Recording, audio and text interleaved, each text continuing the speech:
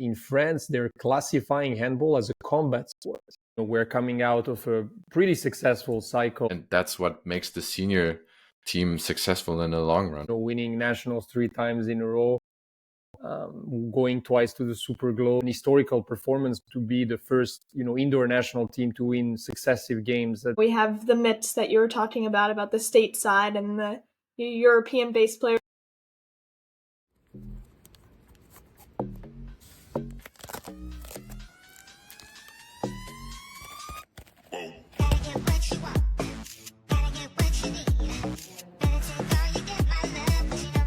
Sophie here as well. Handball, USA against Greenland.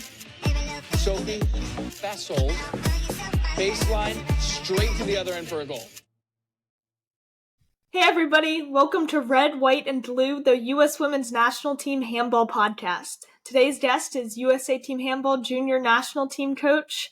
On the men's side, Danilo Rojevic.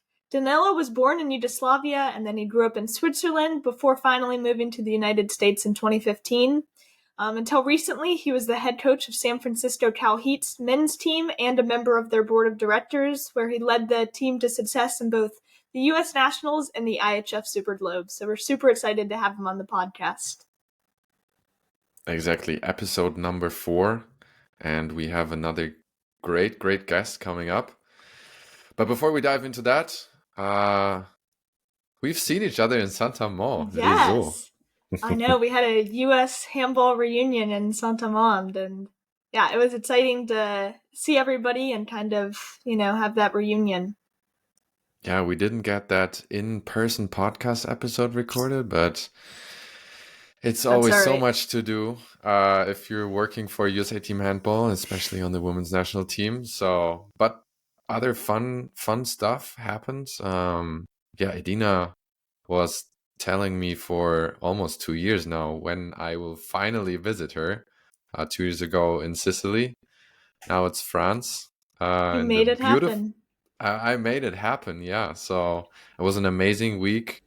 It's a great small club that just went up from the second division. I think it's the third ever season they play in the first division, right?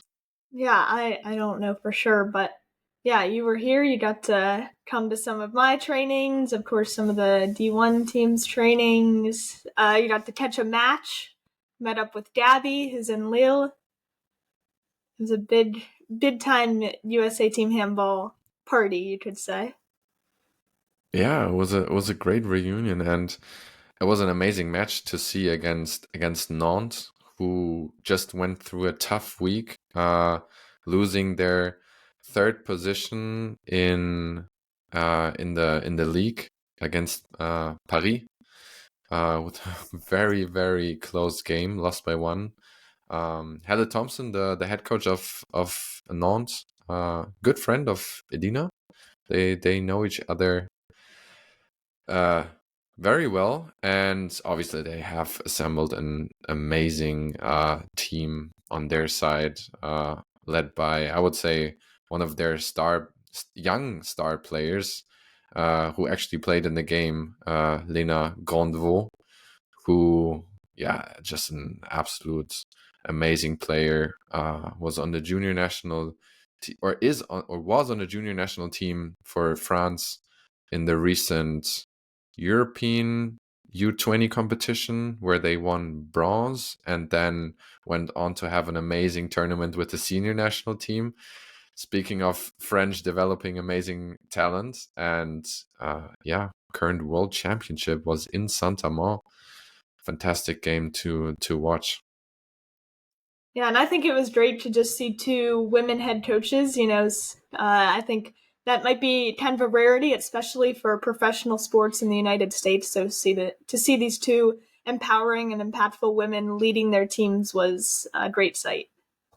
And this podcast is a little bit more focused on the men's side, of course, talking with Danilo as he's the men's junior national team head coach, the men's coach at CalHeat and now at a new club. And so, we're focused more on that side, but he's, of course, Hendrik's counterpart with the juniors. Yeah, just to touch on the point, Viva, 2 head coaches that are women in a professional professional league. Saint-Amand, a great club, I would say. Very strong leadership. Sophie, the president of the club, Manon, who's doing a lot of the sponsoring. Both you have met already, obviously, living in Yes. Saint-Amand. And I was lucky that during my 1 week, Edina was holding a small keynote for a couple of sponsors around Saint-Amand, talking about her experience working for the French national team, becoming a world champion in 2003 as part of the coaching / supporting staff, and also her talking in French. So I was Right, just goes right over your head. yeah, well, I luckily I remembered enough French from my time in high school to follow along. But she talked about what it takes to transform a team. What she's doing right now in Saint-Amand. Also on the U.S. team, yeah. Exactly. Coming from her experience in Hungary in Erd, where she transformed a lower bottom first division team into a perennial third place and ultimately European League winning team, and the same path for the French national team, right? In 2000, they were not this powerhouse they are right now. So yeah, it was a great mini kind of keynote also for me. Again, explaining why Edina is on this project and why she believes so much that we can grow up, because she's done it so far. She's now actively doing it in Saint-Amand, right? So yeah, just wanted to shed some light on that. But yeah, you mentioned Danilo.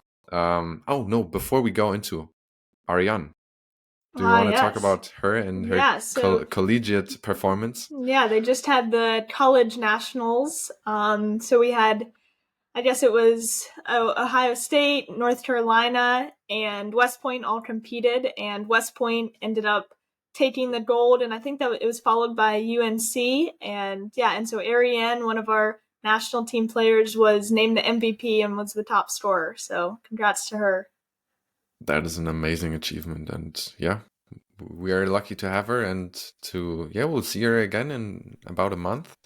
We'll talk with Danilo about his experience in Montpellier, since we're going to Montpellier in about a month. Yeah, so without further ado, let's get into this episode. All right, welcome back to Red, White, and Blue. Today we're joined by Danilo. Happy to have you. Thank you for hosting me, and looking forward to our conversation. So can you just tell us a little bit about how you got into handball, and then how you got into handball specifically in the United States? Sure. My story with handball and broadly with sports starts not at a too young age. I mean, my father comes from a very different background. He used to be a professional soccer player in ex-Yugoslavia. So I started as a soccer player when I was pretty young, until I probably reached 13, 14 years old. And, obviously in Switzerland, that's where I grew up pretty much. Being a soccer player and making a career out of it is a very difficult endeavor. And obviously I was not good enough for this. But that's where I actually came across handball on TV. And if I remember correctly, this was the time of the World Championship in Egypt in 1999. And Yugoslavia was playing Germany in the quarterfinals. So it was actually the game that made me decide to go to handball. It's a game that Yugoslavia won by 1 or 2 goals, can't remember, but it was a fantastic experience. The crowd watching this and how dynamic the sport was even back then. So I started my career from there. In a local club in a small town in Switzerland, and from there on I moved up the ladder to a broader academy in Bern, and then regional selections, first team as well. So that's where kind of my playing career starts. And obviously with time I transitioned with coaching, actually at a young age too. I was in my late 20s when I transitioned with coaching, I came back to that original club where I started, which was in the 6th division, and then we went up all the way to the 3rd. And then I took another club, semi-professional, before landing in the US. So the US experience has been pretty, I would say, random, because when I came here, I didn't have not the interest, but I didn't think that I would, continue handball. I was, coming from exhausting seasons in Switzerland, and I rather wanted to take a break. But I knew that there was a club in the Bay Area named San Francisco CalHeat, and I went to a couple of practices for a few months, and then at the end of that season, their president offered me the coaching job in August 2016, and 8 seasons later, we made, I think, many historical achievements, winning nationals 3 times in a row, going twice to the Super Globe. I think those are great, experiences that we made, and that finished. And in parallel, I also got the chance to coach, the US under 21. So I'm sure we're going to talk about this, but yeah, that's kind of how I got into handball, from the very young age until today. Let's dive into what you mentioned. There are so many things we'll dive into, but let's start with the junior national team head coach position. So you mentioned 2016 you came over, started in CalHeat. Yeah. At what time did you then get into connection with USA Team Handball? How quick did they might reach out to you? Because we're not so many people in the federation. You know that. Yeah. I mean, we are seeing each other now every 2 weeks on a Zoom call, but there are not a lot of people like us working for the federation. So how did that connection happen?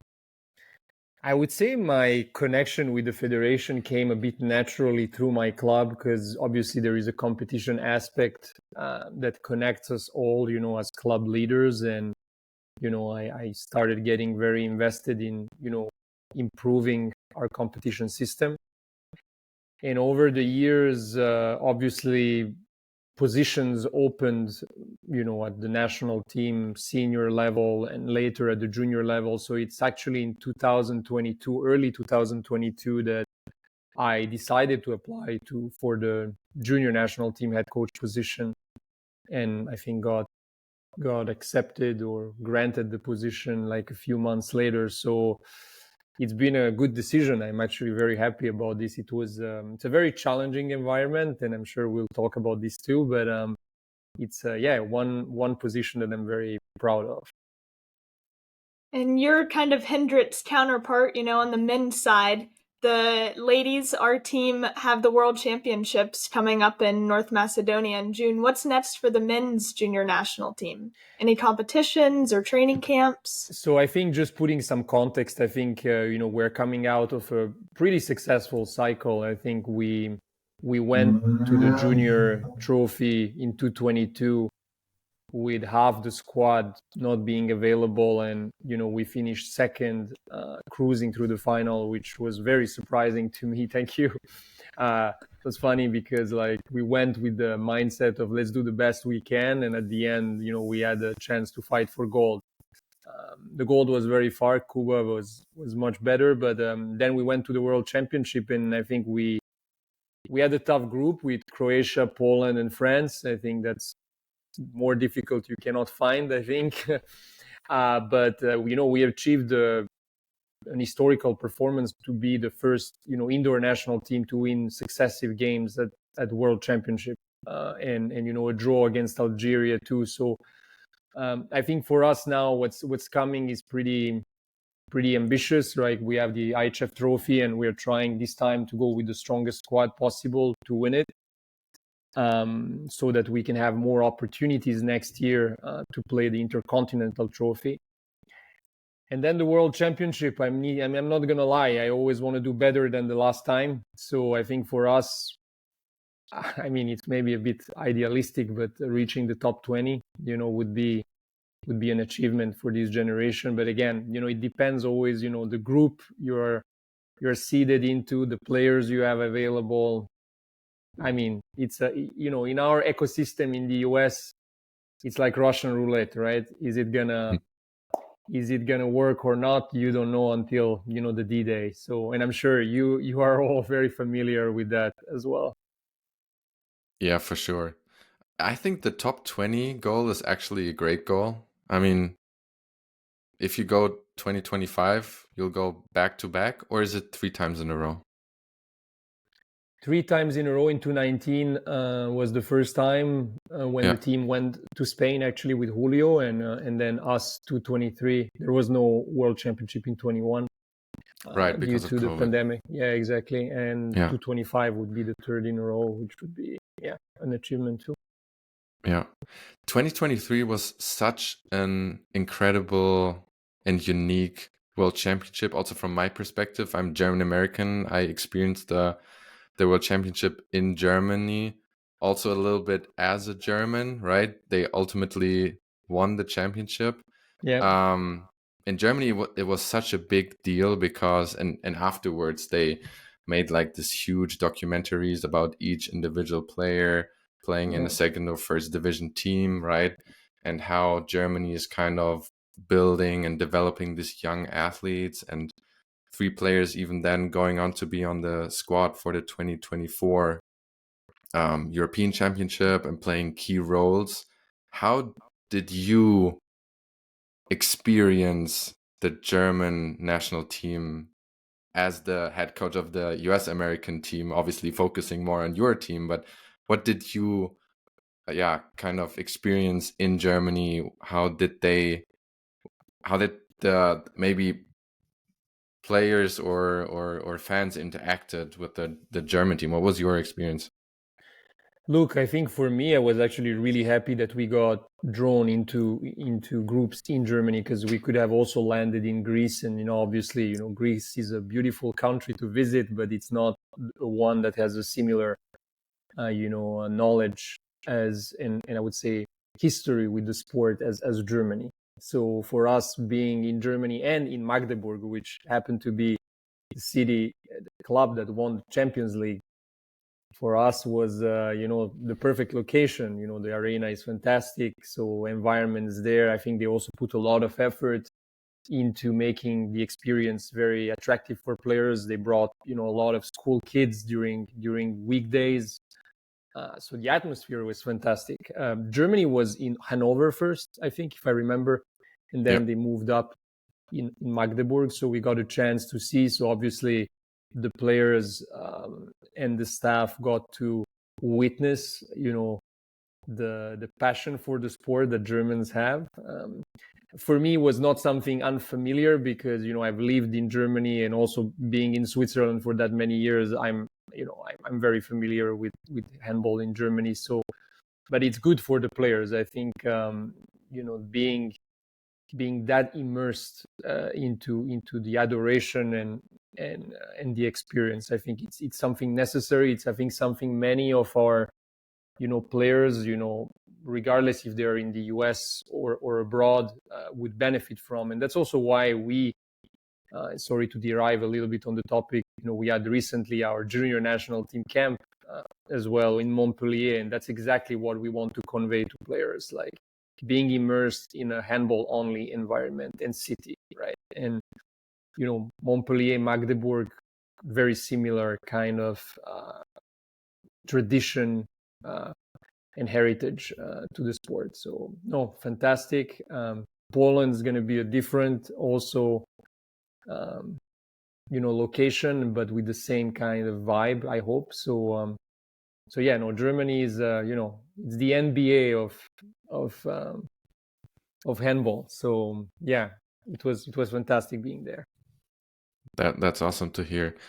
Quick follow-up, because I mentioned from Germany 3 players actually made it to the final senior roster, right, on the very next senior competition.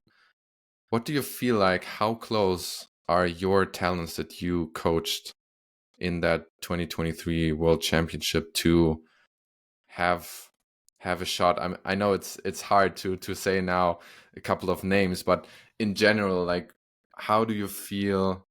how close are our junior teams on the men's side or youth teams to have a shot at the senior team, right? Because ultimately that's all we do on the youth Yeah. and junior level, and that's what makes the senior team successful in the long run, right?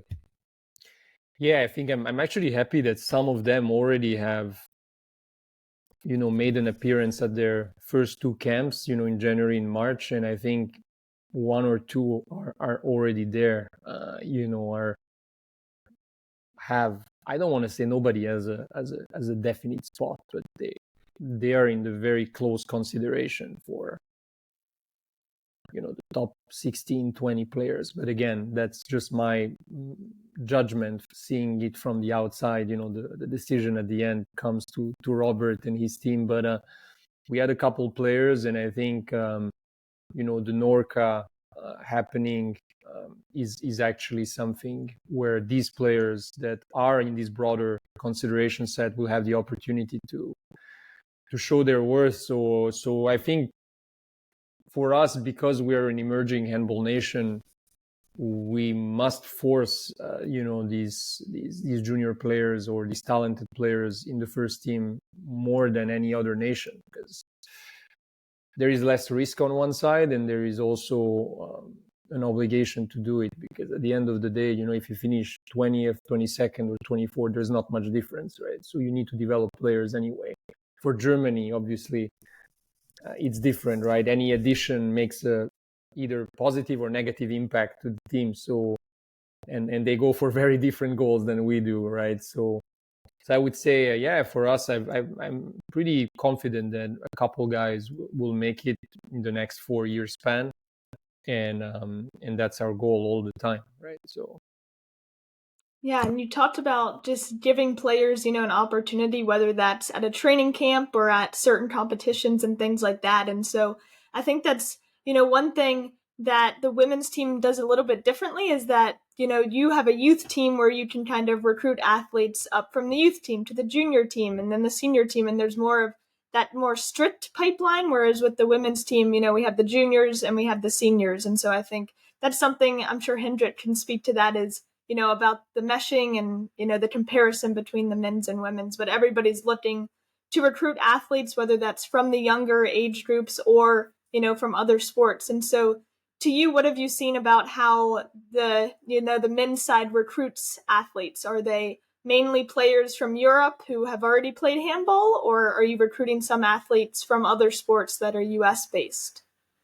So I would say, because I'm in the junior kind of category, I am not hitting really at the very bottom of the pipeline, right? So I would say for us, we are essentially looking at what I would call handball finished products, right? So players who already have the experience and who can directly fit into the mold, right?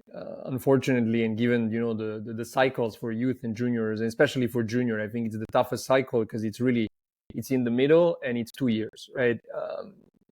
While junior, you can really go a year or two younger, and you can identify them already when they're, I don't know, 11, 12 years old. For junior, it's really, you get something and you pass it back after, right? So for us, handball finished products, we are hoping always to get representation from the US. And I think in the last World Championship, we had 4 or 5 players, I think, from the US, essentially from West Point and Carolina.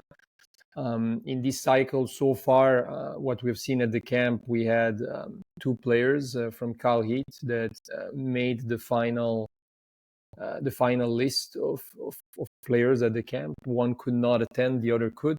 So yeah, we're always hoping for more representation from the US, and obviously we're always open. But it's true as well that the players in Europe come at a certain advantage, right? And that's the reality of things. They play there, they train all the time, right? And in the US, not many clubs have that opportunity. So we are trying to identify those players and put them, in the ecosystem with the other players from Europe, so that they can they can just absorb as much content as possible and also thrive as well, because we want as more stateside representation than what we currently have. How often do the athletes train that still, or where their residency is in the US? I mean, we have Viva as the perfect example here, who said, okay, I want to go after this Olympic dream, so I basically have to get the hell out of the US and go to Europe. Do you see similar movements? And is it already at the junior level? Because we now that and you mentioned Montpellier, and we want to build a similar or a very special project in Montpellier, because as you mentioned, Montpellier is such an amazing handball city with a huge handball legacy, right?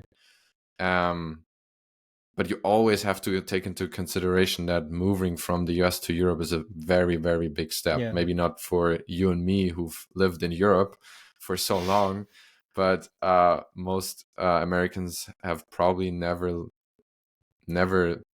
been to Europe for some, right? So do you see the desire to go to Europe? Do you advise your juniors to go to Europe? And is there, like, how much trouble is it to align with college dreams or college aspirations? That's a very good question, and probably worth a bigger podcast, I think.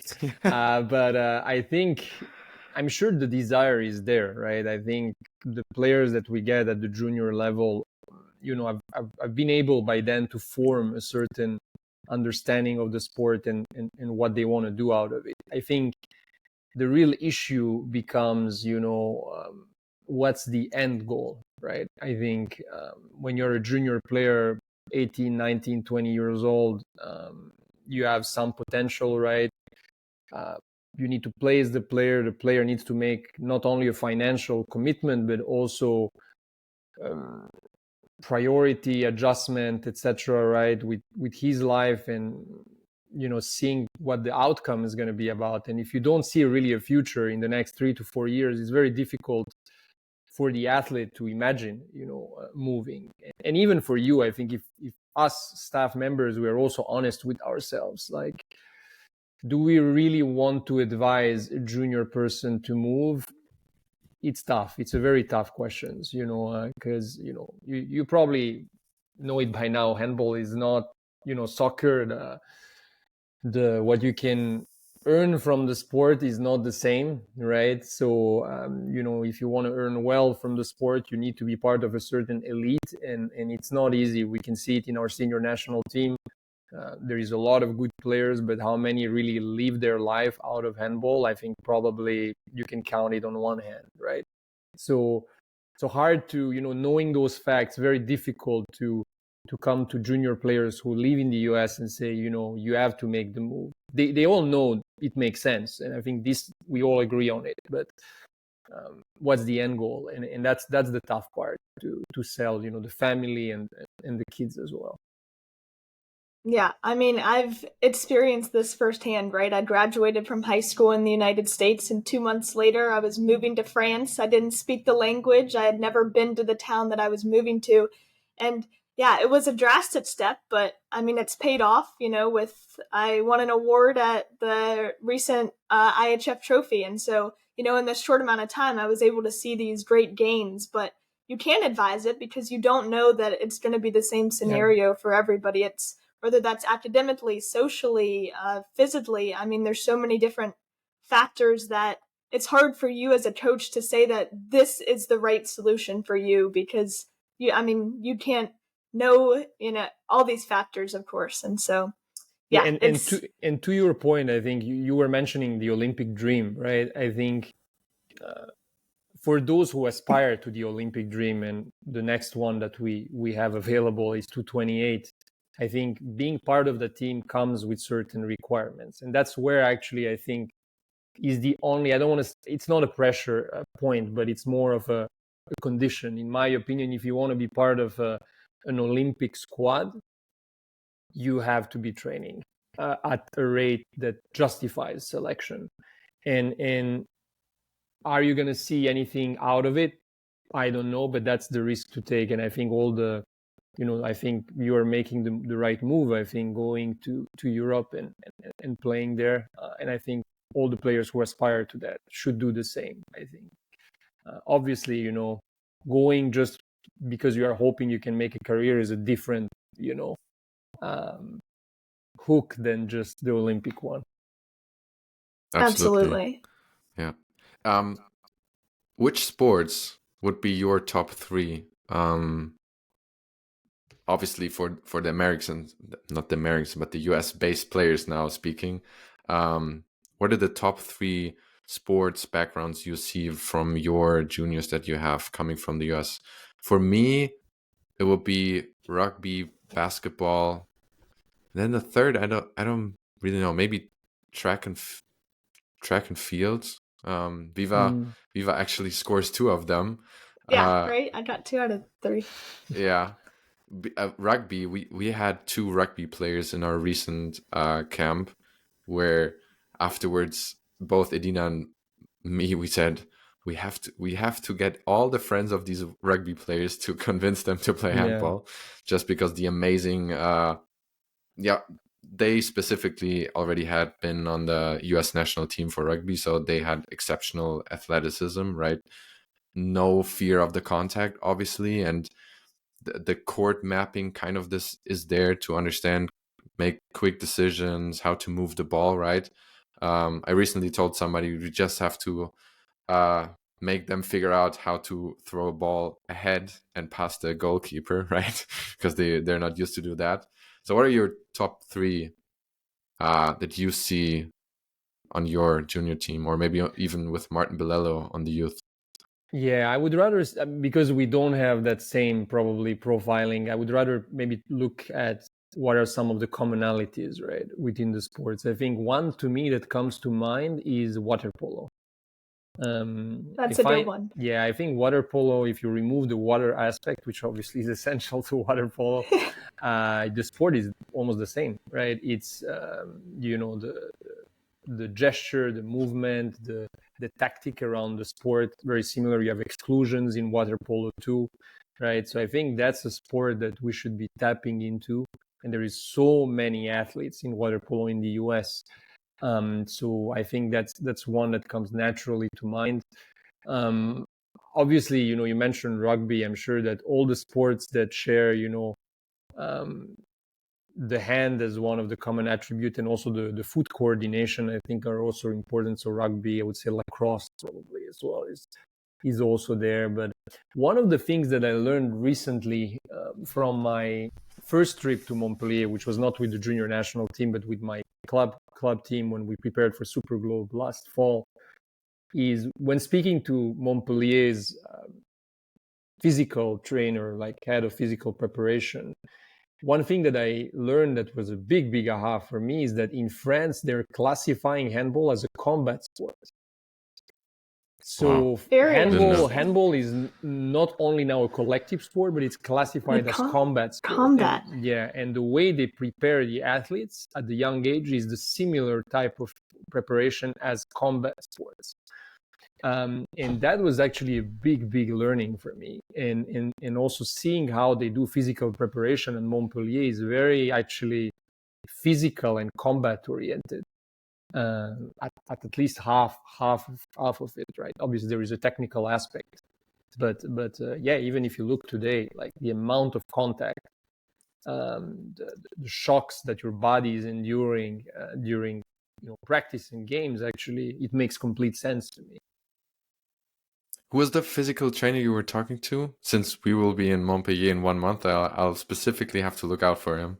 I'll check his name. I'm well connected with David De Guy, who is the head of the academy and the assistant coach. But it's great you're going there. Are you going to be, staying at Krebs like we did, or? Yeah, most likely. We're figuring out the details right this moment. Edina's actually has been talking to them today. But yeah, we'll be there end of May, going into the final 4 weekend of the women in Budapest. So around that time, yeah. So it's less than a month out. Yeah. If you need any tips, let me know. Yeah. Well, transitioning kind of from the international handball world, let's talk a little bit about CalHeat. A lot of our listeners might come from Europe and they aren't super familiar with how the U.S. club structure works. Can you talk a little bit about, what some of the differences are, or maybe some common misconceptions and things like that? Sure. I would say the big difference is that, we function very differently than Europe. The competition system is very different because of the large distances, having leagues and, weekly championship games makes absolutely no sense. I know the Northeast League is the only area of the country where they're able to replicate, championship games, like at least on the monthly basis to some extent. But yeah, because of these distances, we resort to tournaments that happen every 6 to 8 weeks all across the country, and it's about 4 to 5 games over a weekend, so very body demanding. And all this season culminates, with the U.S. National Championship, which actually is happening this weekend in Spokane. So the best teams in the country form the highest, division, and then the second best tier, the second, etc., etc. So it is very different in kind of in nature and in structure, and obviously also I think the big difference is the courts, right? I know in one of your earlier podcasts you talked about this, and in the U.S. sadly the finding handball marked courts is like finding diamonds. It's very Yeah. difficult. I was privileged at CalHeat, in my opinion, the best court in the country. The only one that is marked, to my knowledge, right? Fully marked with the 6-meter area in a different color from the rest, and the dimensions we might be very close to exactly what it is, but yeah, I think I was happy to be in San Francisco from that perspective, because we had the best conditions to train in the US. But there are also other clubs that benefit from very similar, I would say, structures, like Chicago, Boston. I know that New York, who is probably with CalHeat the biggest club in the US, I'm not sure that they train on a handball specific court, so might be a little bit smaller.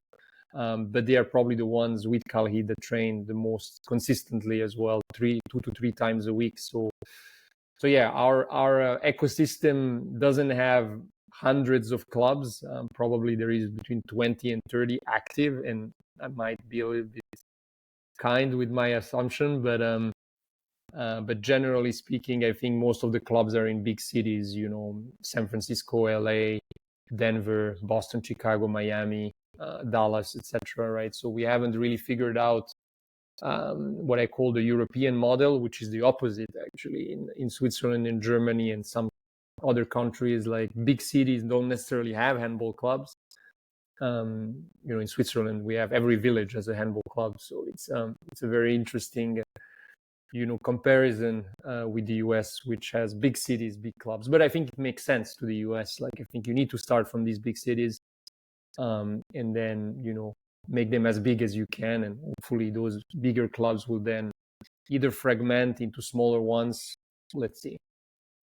And one of the reasons that you have to kind of be in these big cities is because you get players that are from all over the world, right? Yeah. I mean, I think I read a statistic where you had players from 12 different countries and 5 different continents. And so, you have these big cities like New York, like San Francisco, where, a lot of a melting pot, is kind of created, and that is replicated on the handball court.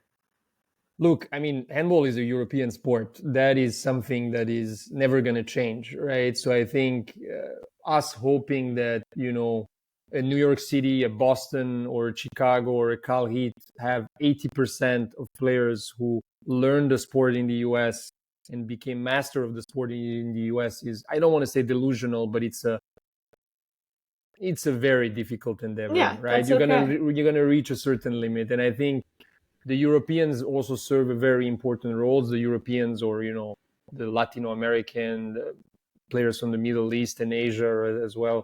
So I think all these players come with the history, with the knowledge that is really inherent to their countries, and they bring it here. And I think they help the stateside player get better. And I think, at CalHeat, when I started, I don't think we had any American player. While when we ended at the Super Globe, we had 4 or 5, which I think is also the testimony that, there is a natural evolution to the game and development in the US, but that it takes time and the greatest use of our resources, both domestic and foreign. You've been not only coaching, but also on the board of directors in CalHeat. Is that right? Yes, for 3.5 years, yes. Yeah. So, by any chance, have you met Deborah Seib, who started the Sunny Cortland or revived the? I know her name, but Yeah. she was essentially interacting with Martin Bilello, who was our youth development director. Okay. Yes, she reached out to me because she's German, so there was a little bit of a connection, right? Yeah. We actually lived at the same time in Cologne, Germany, not knowing each other, but then somehow through this US handball community, I've never met her in person, but talked a lot to her and her experience, like building or reviving the Sunny Cortland program, because only afterwards I realized, or somebody told me, that in Sunny or in Cortland, they actually had a handball program before, and I didn't know. they won. I think they even won a college title, right? Possible, Some time before. So, and her big goal, because she ultimately went back to Germany, was to install somebody who keeps the program rolling, right? Because it would be a shame to start something, go to college nationals, and then if she just goes, then everything falls apart, right? So yeah. My big understanding is that one big difference, and there are a lot, but one big difference in the US is that clubs at some point, and maybe it's a little bit different in CalHeat, are so extremely dependent on 1 or 2 people. And if they leave or for some reason drop out, then sometimes the entire club dies. Like, is that something that you experience? You have experience, or you would agree or disagree? No, I would agree. And today, if you put the handball map, US handball map to place, and you have to name top of mind who are the people behind those clubs, I think behind every club there is maximum 1 or 2 people that really literally hold the club. And at CalHeat, I'm not sure to know all the clubs and how they function, so I don't want to sound that one place is better than another. So respect to all the clubs for what they do. But at CalHeat, from what I know, I think we try to avoid this situation a little bit by giving more responsibilities away to other people. And I think with the time, if today you're asking someone from USA Team Handball who is behind CalHeat, I don't think they would name 1 or 2 people. They would probably name 5 or 6. I mean, you have Martin Bilello for youth, you have Jean-Marc, who was our president, you have Soren and Max, who lead the under 21 and are also on the youth staff. You have myself. So there are a couple people. Obviously, I've named 4 or 5, so it's not a lot too, right? So I think it's true. We depend on a few individuals and their time, because nobody gets paid for what they do. So yeah, it's true. The moment these key people leave, projects either significantly slow down or just perish, right? So what is the hardest part finding somebody new, in your opinion, or from your experience? I mean, or to get more people involved? I think it's a combination of the person's time, passion, and on the other hand, ability and knowledge to understand what they're doing, right? Oftentimes we either find the people who know a lot about the sport, but they don't do much, right? Or you find players who are people who are very enthusiastic and have a lot of energy, but they're not familiar with the sport and the ecosystem. and there is a mismatch at some point, and at the end you don't want to lose, on both ends, the knowledge or the enthusiasm of the person. So, but still the output is not what you would expect. So it's hard, and in our broader community there are people who actually have both, which is fantastic. I could think of, on the East Coast you have Bini, who manages New York City. He's a very passionate advocate of the sport, and he knows the sport, right? And as a result, his club and activities are thriving, right? You have other people, on our side of the country, Michael Hinson as well. I think with the beach, the development program he has put with beach is also fantastic, right? So you have these people, and once you find them, like, they're gems that you want to keep around. And Martin Bilelo is one too, and there are others, and I'm sorry if I forgot to name the other people, but I'm just top of mind. Once you find those ideal candidates, I think that's where I think we have to do a good job at retaining them. Like, how can you make sure that these people are happy what they do, and you make their job easier? Because our jobs are very difficult. Like, we are almost like trying to develop startups, which is, I don't know if any of you has worked in a startup business, but it can be a nightmare and very rewarding at the same time. Oh, I like this reference, because I tell so many people exactly that I'm working in a startup. I have worked for 2 startups now, and I say it's basically the same. Few resources, passionate people, a lot of time investment. You look for money, like fundraising. It's like, it's insane. It's like, you're like an angel investor, actually the opposite. You're looking for angel investors for this, but it's insane.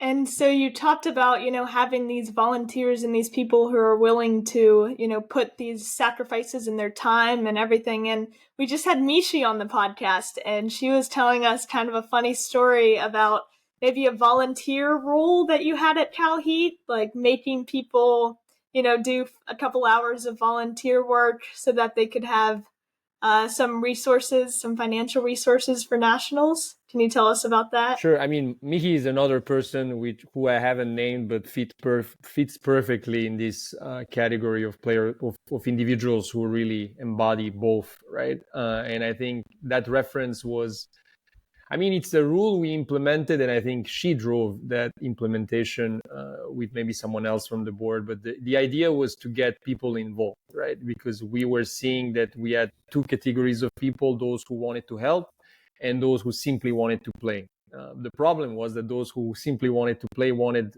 so the fruits of our investment. And I think that's natural and understandable. But I think at the end, you need the volunteers. And Hendrik, you're also coming from a German background. That these small German clubs thrive on volunteers, right? Who do all kinds of work, like from table duty to the food stand, and you name it. So we implemented that rule, and we tied it with financial support for the national championship. So I think that was a very good implementation.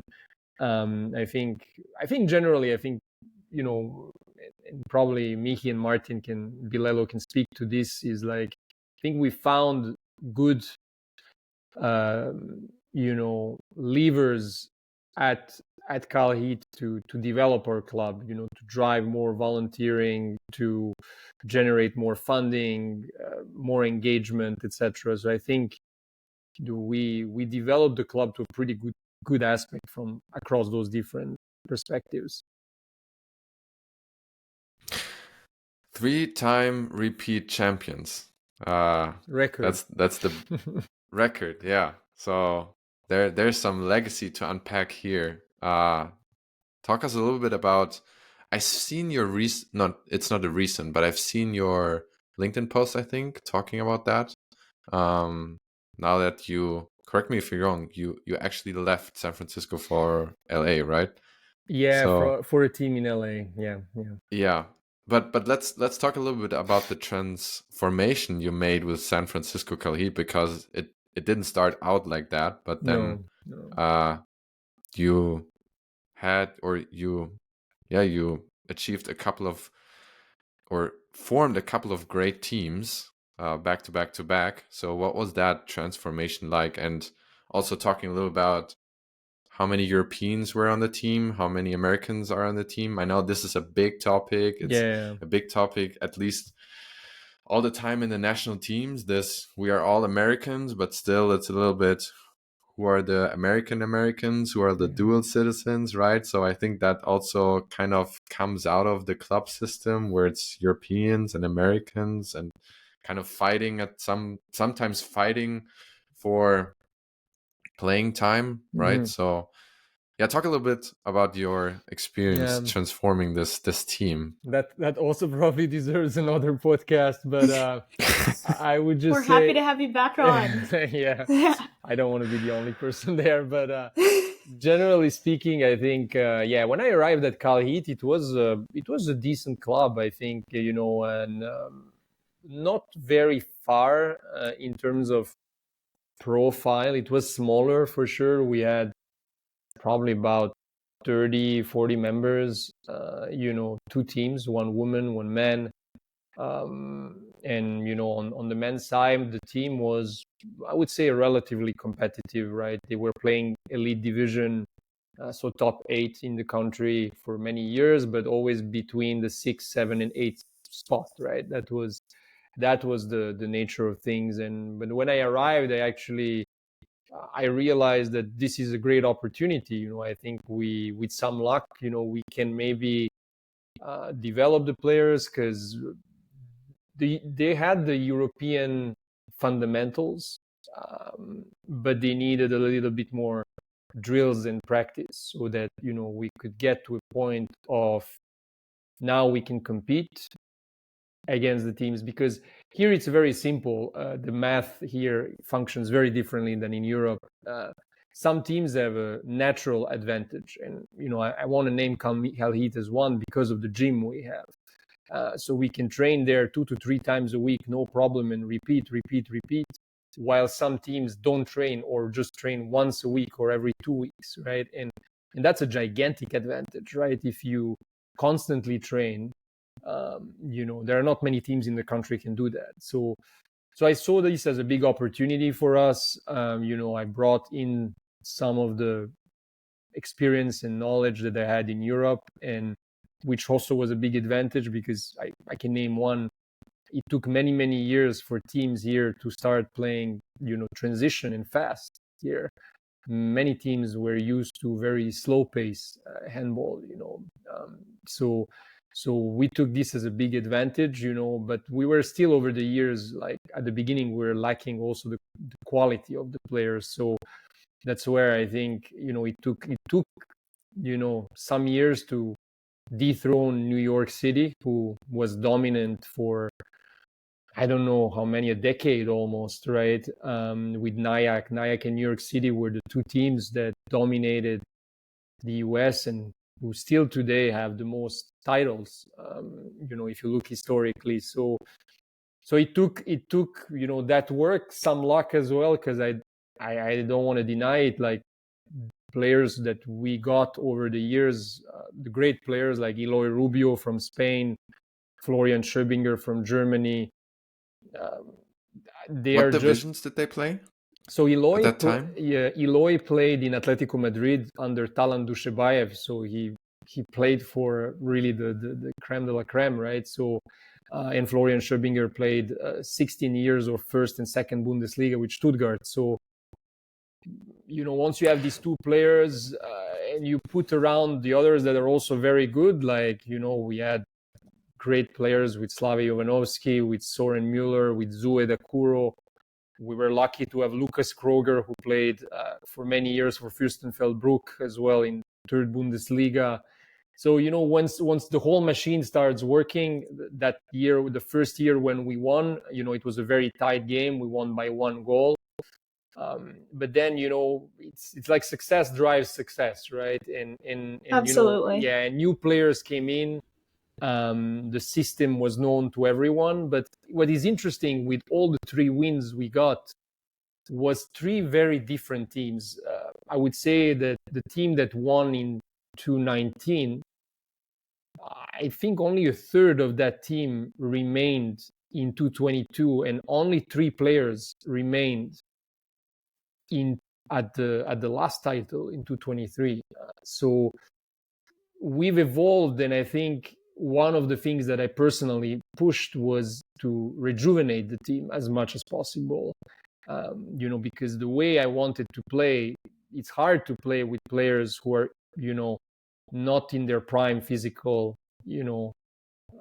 condition. And it's not that they were not physically ready. It's just that, because you can only practice 2 or 3 times a week, and that handball is not a paid sport, players cannot devote to handball what a European would, right? So if it was almost logical to look for younger players who, were physically ready, had better recovery times, and that's how we did it. And that's still the motto I have right now in my new club, right?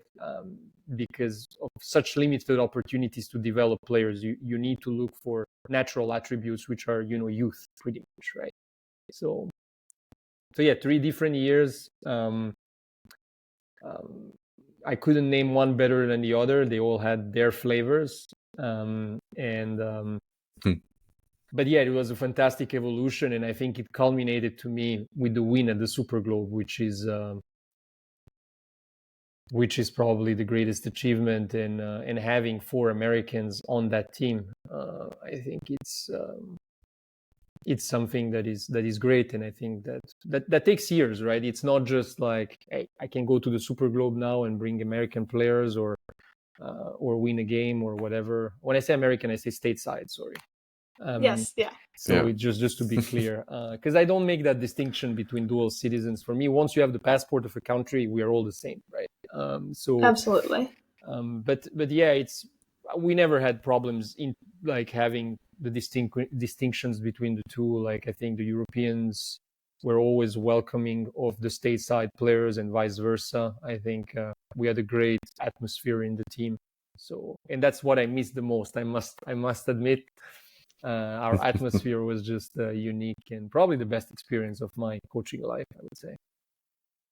Yeah, I would say even on the national team, we have the myths that you were talking about the stateside and the European-based players, and I think that's what makes our team so unique, but so great and so exciting. And it's that we're each able to add a different aspect to the game. So whether it's, a stateside Americans experience from multiple different sports and what they bring to the game, and then these Europeans who have been playing since they were 5 years old, they have this intrinsic handball mind, and I think that's what makes the U.S. team so unique. Yeah. And that doesn't just go for the national teams, but also the clubs in the U.S. I mean, look, I compare our junior national teams. The stateside players give you the culture, right? They make sure that those who play in Europe understand what the culture is, what it means to play for the US. I think that is very, very important. I will tell you a little anecdote. When we played that last game at the World Championship was against Angola. Obviously the US national anthem is not my national anthem, but at the end of that last national anthem, I had goosebumps, right? Because yes, I have goosebumps now. To me, it means something, right? Even if it's not a country I have a passport of, or I was not born in the US, but it means something. And I think this is what the stateside players instill in the others, while the European-based ones share the culture for the sport, right? And I think that's where we have to find the balance, right? What it means. And obviously, if we are lucky, we get 50-50, right? But it doesn't happen all the time. And I think whenever we have stateside player, we need to maximize those opportunities, and also demand from our European-based ones to share as much about the sport as possible, so that get as many stateside player in the future as well. I think that's so interesting that you mentioned that even though you're not an US American, that this anthem means something to you. I didn't realize that, because I was born in the US. I lived there for 5 years, but my family is very German, and I was raised in Germany, right? And I didn't expect when Dina took me on the coaching staff in 2022, and then I think in 2022 December, Viva was on the team when we played against Canada to qualify for the Pan American Games. I didn't expect how hard it hit me when I first heard kind of the national anthem as a part of the coaching staff, because obviously I was a national team player, but that was already like almost 4 years ago, and all the crazy hard work you put in to be at this moment, even though we're volunteers and we're not anywhere close to play for a senior world championship title or for the Olympics or even on the junior national team level, it's still so much work, right? So, and for me, it was like everything slowed down in this moment, and I realized, oh shit, how much work we've put in as a team, as individuals to be at that moment. Yeah. I mean, I grew up imagining and hoping that someday that I would represent the United States and Team USA. And, I maybe wasn't playing handball at that point, but to see my dream come true, I mean, I want to do everything that I can to continue to pursue it. And so when that national anthem plays and you've made it and now it's time to represent your country, it's an impossible feeling to describe. Yeah, I mean, it's an honor. We forget often about this, right? I think sometimes in the sporting life, we tend to think that some opportunities are granted, and I think we should not. I think coaching or representing a national team as an athlete, I think is really a unique chance, right? It's an honor. It's a privilege. It's a privilege, and it doesn't happen all the time. I think that's why I think it's true. We sometimes think that this is natural, right? But it's also sometimes, we should feel grateful about it, and I personally am, and I'm sure you guys do too. That's what we should also, convey to those who want to be part of that as well. I agree. I think that's a perfect transition to talk about what you mentioned. Maybe your highlights so far in coaching, right? Winning that game in the IHF Super Globe. So yeah, the IHF Super Globe, for those listeners who might not know, it's kind of the World Clubs World Championship, right? Yeah, exactly. Yeah, right. That. So we have from every continent. We have one from North America, one from South America. Then we have one or two from Africa, I think, or it's a couple from Asia. Yeah, it's a champion from each continent. So you get North America, South Africa, Champions League winner, Asia. So you have 5. You get the winner of the Super Globe from last year, right? Which was also the Champions League winner. So it gave the runner-up of the Champions League an additional spot. And then you get the nicest part, which is the invitations, the wild cards. And obviously the host from Saudi Arabia names 2 of their teams. Europe gets 2 spots as well. I think this year was Kielce and Füchse Berlin who got wild cards. So you get about 12 clubs who compete during a week. While some clubs go there for, achieving, their dream to be next to these professionals, some clubs also use this as a financial motivator. There is a financial, incentive at winning it.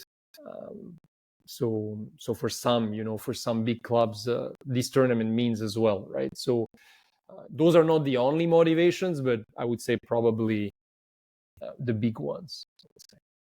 And the Europeans realistically are the only ones really having a shot at winning the tournament, right? Yeah, I think there was one year where Calais, I think Calais was the local team from the MAM. I think it was last year they finished 4th, if I'm not mistaken. They beat Benfica actually. But the problem of these teams from the Middle East is that because of their financial power, they can recruit anyone they want. So they pretty much level up and, power up their teams just before the competition, which is great because you have guys like Petar Nenadic who plays for Al Khalij. Can't remember who else played. I think was Frankis Marzo played for Al Weda the year when we played in 221. So you have these teams, and then I think Zamalek or Al Ali. So one of the Egyptian team actually is the closest probably to the Europeans. So I would say it's usually Europeans +1 when it happens. But it's good. The other teams, I think they're getting there. It's obviously the North American representative and the Oceanian representative have a hard time. We're always maybe with South America at the bottom. But the teams from the Middle East are really developing very fast. And they're, last year, the Asian winner, Al Najma, who lost at the last second against Kielce. So, they're getting close. And I think with time, I think North Africa and Middle East will be there, I think, with the Europeans. So was the goal going in to get this one win? Yeah, from the beginning? That was the very clear goal. I think after 221, our goal was to be transparent, not be ridiculous, and I think we actually did great. We lost against Al Weda, I think by 9, then by 6 and 7 against Noor and what was the third one? Al Duhail, which was the Asian winner, where Rafael Capote plays, for example, right? So this year our goal was, we had, I would say, an ideal goal, which was to win Al Najma the first game. And we were very, very close. We were 3 goals down until the last couple of minutes. And then, it goes very fast.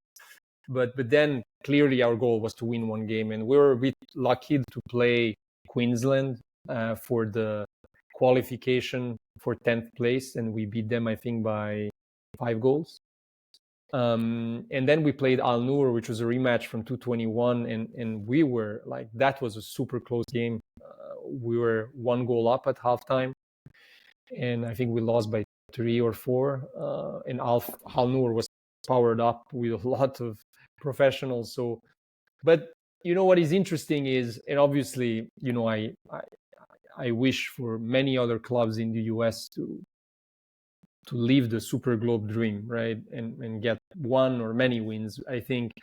But I think I always wondered, after this experience, and that was one of the reasons I also left, CalHeat, was really what better can you do in the US ecosystem than winning one game at Super Globe, right? I think, I don't want to say it's never, I don't want to say never, but I see it very hard for any US team, unless you're hiring half of the French squad, to win more than one game at the Super Globe, because you are just dealing with different monsters, right? They are all professionals. That's their life, right? Except the team from Oceania and us. Everybody's living off of handball. They train once or twice a day for the last 15-20 years. So you're just going there hoping that a week training camp will get you 1 or 2 wins. It's almost impossible. So I think it's a great dream to work for. It's a great experience, and I think it's fantastic that teams in the US aspire for it. I think it's great publicity. I think it's an underrated competition, I think, in our country, which I think we should promote much more. It's not necessarily one that is a platform for development, but it's a platform for exposure, as much as the World Championship is. I think, the World Championship, it's great. You have 3 weeks and a half of competition, but Super Globe is just 5-6 days. So it's easy to show it to people. And I think it should be on our agenda, and people should watch it, especially if there is a US team involved. Before we wrap up, you mentioned the exposure, and I think that's a great point, because I've never been to Partille Cup. Maybe you've been. Never. Never? Okay, yeah, something I have on my bucket list too, but I've been to Denmark. The name is Dronninglund. Actually, yesterday I talked to a Danish player. They know what Dronninglund is, but not many other. Yeah, I But didn't it's know quite too. a big, yeah, it's quite a big tournament in the sense that I've been there with my youth club. Shout out to Husky Siebengebirge. Um, and Dronninglund, they have this international competition, right? So we've been there, and I competed against teams from Brazil, from obviously all the European countries, but that being Spain and Croatia and Serbia, so really the entire European country, but also Egypt, Morocco. Hmm. We've had teams from China, from Japan, from India. So for me, it was fantastic to see so many different Yeah, cultures. And for example, I was so surprised how handball was played in India. They were so thin, but super quick. yeah. Like it was incredible. Same age, but so much faster than anything our team could really handle. So, but it was only 1-on-1. So they didn't play like a team. They had no real plays. It was just one player going one by one. And if that doesn't happen, he just passes and the next one starts to go one by one, right? So exposure is a great point because that was the first time that like Asian handball or South American handball was put on a map for Hmm. me, Hmm. like in my head, right? So, did you ever encounter like a moment during those two IHF Super Globes where people came up to you and were like, "Huh, US handball exists." Like, did that conversation happen? Yeah, and I think what is interesting in that conversation is we had people, come to us and ask us, "Hey, your team level is good, and is this how handball is played in the US?" And I want to put a caveat on this, obviously, because I think the team we went to the Super Globe as well was not exactly the team that won the nationals, right? Simply because you have players who cannot make it, players who can make it, and you also, if you want to match up against these teams, you have to power up too. You have to find solutions to power up. I think it's impossible. You can go with another team, but the point is also that you need to represent your continent in a certain way, right? Because that spot, I don't know if it's up for grabs or not, but it could be, right? I think if the North Mm. American teams go every year and lose by 20 goals every game, I don't know if one day maybe they would just genuinely ask, like, do we really need a North American team going there? So that's just my guess. I'm not saying that this is true, but I think my opinion is you want to represent your club, you want to represent your continent and your country, your federation, and you want to achieve a goal at the same time. And sometimes these players that power up, let's say, whoever goes to the Super Globe next, if they can get Nikola Karabatic, they should. It's great. It's a PR for the US. It's what's gonna put we are talking about exposure. That's exactly what we need, right? You need those connections, and that's how the MLS also got more traction. It's because of these big names coming in for limited Yeah, we time need. periods, right? Yeah, we need So our version of Messi coming yeah, to the US. Beckham, Messi, and all these guys. I mean, you need to make compromises. That's I think what is really important for the US to advance, right? And we see it across the board in national teams. The compromises you can, in wishful thinking, you would have only players coming from stateside, right? It's not the case, right? So you need to work with everything you have available, because you want to represent the US and you want to make sure that the US delivers, on the global platform. So there are these compromises that you can make also on the club level as well. And I wish obviously that we could go with a fully CalHeat based squad, but it's just not possible. It's for what we're aiming for. So, but still, those guys that were around, they benefit from it. They develop, these young players. I mean, they're still playing at CalHeat today, or some are playing even on my team right now in LA. The Drew Donlin, the Drew Bradleys, they're American, stateside players who played at the Super Globe and who play on the club scene now. So I think it's those are opportunities we are not allowed to miss, in my opinion. Absolutely. And in each of these different teams that we've talked about today, I think there's been one common denominator. And of course, that's been you. You've taken a team who might not be achieving their full potential or might need, a little power up, and you've come in and brought them all to great successes with CalHeat, winning a record, 3 national championships, with the junior national team winning 2 consecutive games. That's another U.S. record. And then, of course, the Super Globe winning the first game. And so I think that just speaks to how you are able to come in and incentivize and create energy within a team. And so when we close each podcast with a guest, we end with a positive 2-minute. And so that's 2 quick questions. The first one is, what is the glue that you think will make handball stick in the United States? The glue that will make the handball stick, I would just say more passion for the game. I think, and that's something we all have to push for. How can we, popularize the game? How can we make it mainstream as well, right? So that we can drive that passion out, out of the players and the athletes, right? Especially here stateside. So yeah, to me, like, how can we communicate and drive the passion? Yeah. And the next one is, imagine you're in the huddle with handball players from around the world. What advice do you have for them from your own experiences?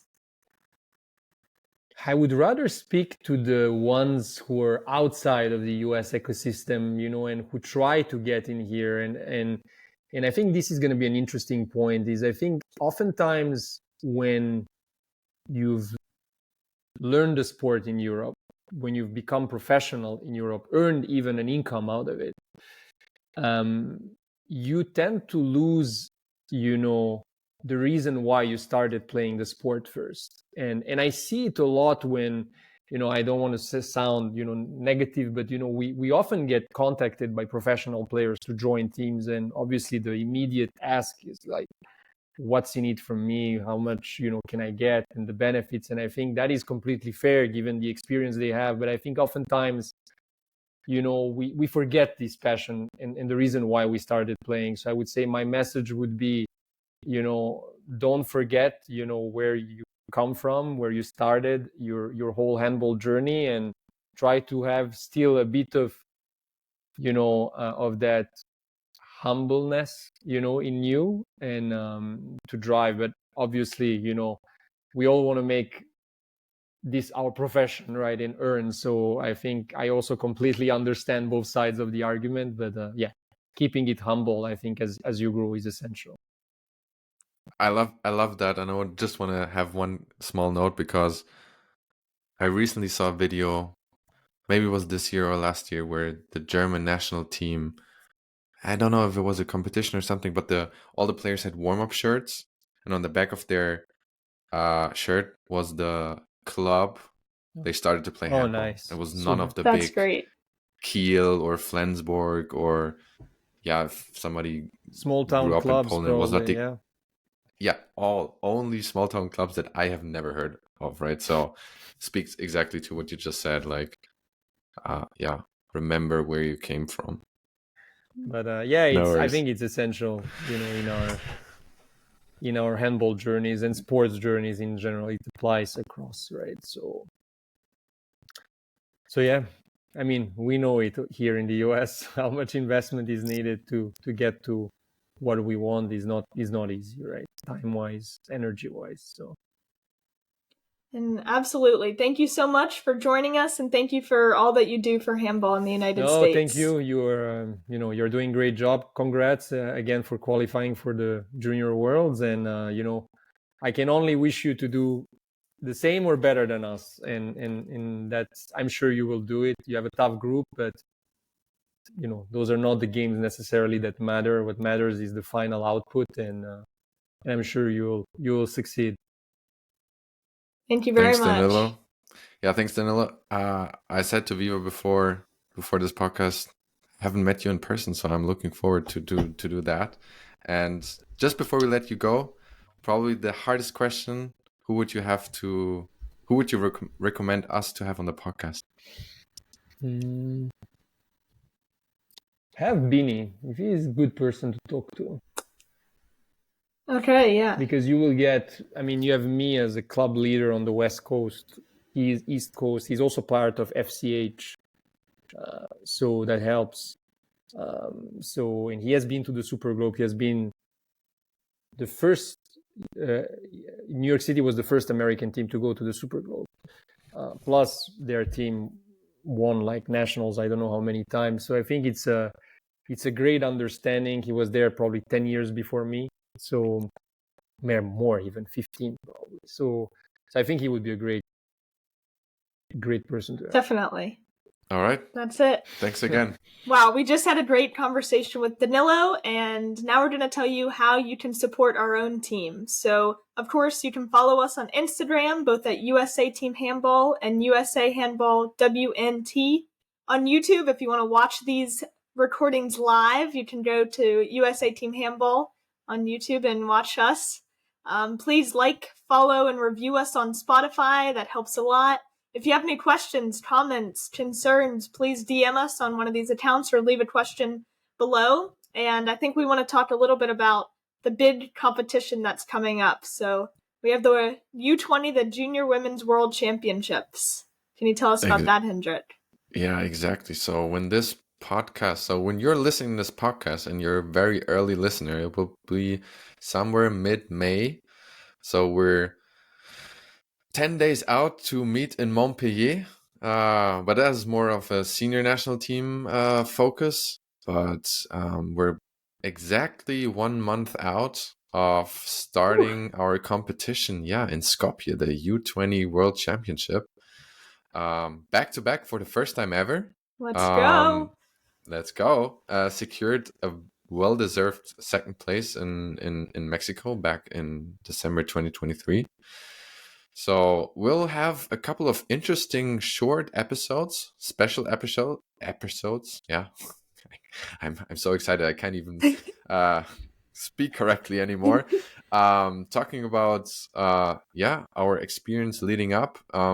Coming to you live from the training camp and the competition, so be sure to tune into those. Exactly, and if you want to hear more and want to support the team, then somewhere here or here or here, if you watch above on us YouTube, on the YouTube, you will have a link where you can help the team, because it's a huge financial burden on everybody so far to make this competition happen. We're looking at something between 70 to 100K for the entire team and staff. And given that the US Federation does not have the funds to pay everything for all the 8 great national teams they have, this is mostly, and at this point still, 100% funded by each player and coaching staff. So volunteer, and on top you have to pay everything. Pay for yourself. There's no option we don't go, so we will go. Yes. And if you want to support the team, all the great athletes, then go to the fundraisers that are as we said, really somewhere appreciate here it, or here. So absolutely. Is there anything left to say, Viva? I think that's it. I think we had a great conversation with Danilo, and I hope all of our listeners and viewers think that as well. And we can't wait to bring you some more content live from the training camp and competitions. See you then. See ya.